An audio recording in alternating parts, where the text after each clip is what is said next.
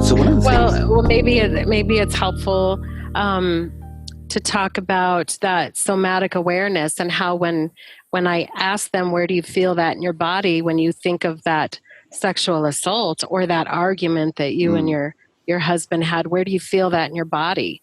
And by giving them that awareness ahead of time, we think about it for a second and let them really pay attention to, where do I feel it in my body? Maybe I feel it in my chest or my shoulders. And then that's all we have to do to create an awareness that there's a physical response to it. And then we do the work, about putting your shoes on and where is that? And, the different techniques that RRT offers, maybe we do some meditation. I will, I'll ask them, do you like the beach? Because I like the beach. And so I'll walk through, a meditation,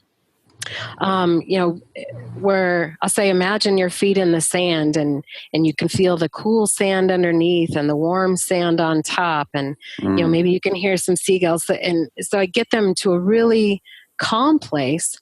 And then we'll check that feeling. Can you make that happen? Sometimes all it takes is for them to be in a calmer place at the same time that they're thinking about those memories.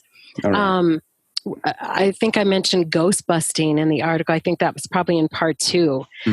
Ghost busting is really fascinating because once you create that somatic awareness, it could be linked to the earliest memory. So for instance, if you just can't tolerate being yelled at, I might say, where do you feel that in your body? And they'll say, my chest.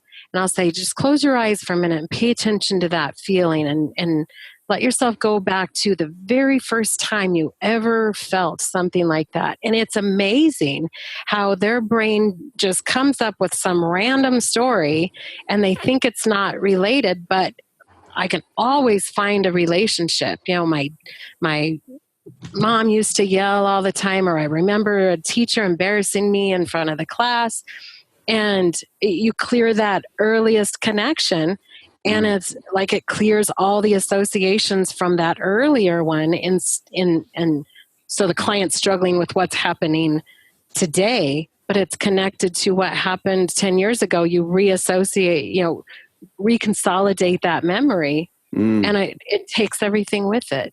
Wow. I had a lady, she was really struggling with her daughter who had been sexually abused, and she just couldn't get her to move past a point.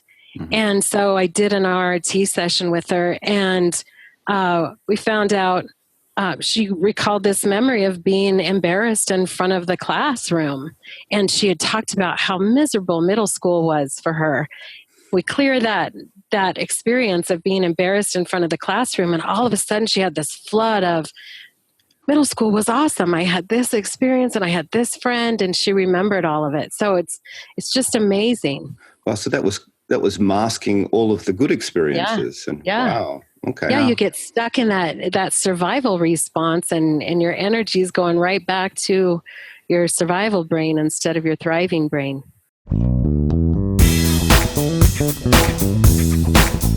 Well, if you want to know more about the science of psychotherapy, come across to our website, thescienceofpsychotherapy.com, and our podcast of the same name, and learn more about the science of you.